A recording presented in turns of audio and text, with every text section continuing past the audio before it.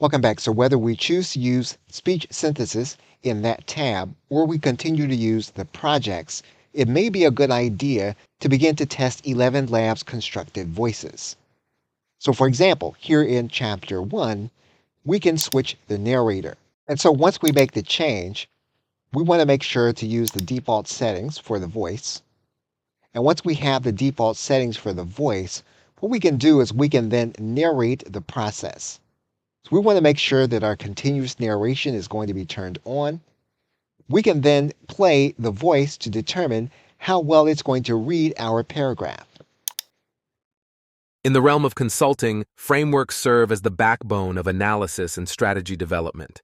They offer a structured way to dissect complex business problems, identify bottlenecks, and prioritize areas for improvement.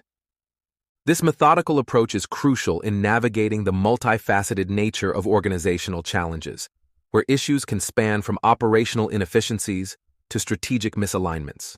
So as you can see, the AI constructed voice from 11 Labs reads the text consistently. And so this is going to be a consideration you'll want to make before you determine if your project needs to have a professionally cloned voice. Okay, so with that, thanks, and I will see you in another video.